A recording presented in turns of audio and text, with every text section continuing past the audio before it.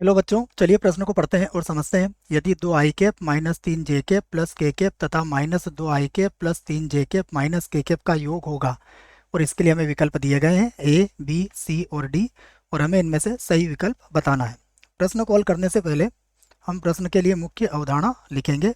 तो प्रश्न के लिए मुख्य अवधारणा जिसकी सहायता से हम इस प्रश्न को हल करेंगे। प्रश्न में हमें दो सदिशों का योग ज्ञात करना है। तो ध्यान रखिएगा, दो सदिशों का योग ज्ञात करने के लिए हमें आई कैप से कॉमा जे कैप से, उसके बाद के कैप से जोड़ा जा सकता है, जोड़ा जा सकता है या फिर घटाया भी जा सकता है। ठीक है बच्चों, ये लिख लिया हमने इसको बात को आप इसके लिए आप याद रख सकते हैं। अब हमें जो प्रश्न दिया गया है हम उसे देखते हैं।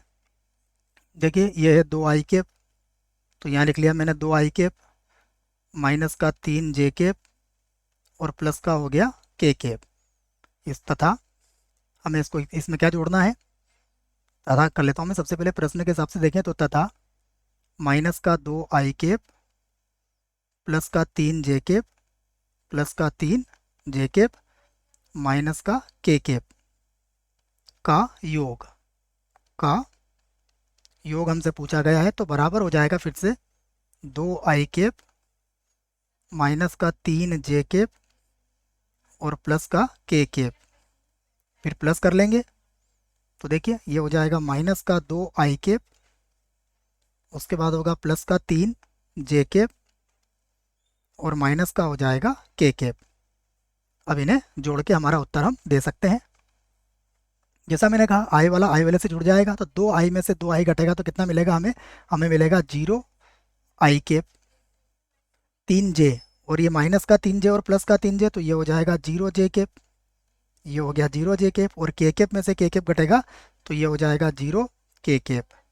इसका अर्थ क्या हुआ कि शून्य सदिश या फिर शून्य हमारा उत्तर आ चुका है बच्चों। विकल्प देखते हैं। तो पहला विकल्प गलत, दूसरा विकल्प जो होगा इस प्रश्न के लिए बिल्कुल सही विकल्प होगा। ये भी गलत होगा और ये भी गलत होगा। आशा करता हूँ बच्चों प्रश्न का उत्तर समझ में आया होगा। धन्यवाद।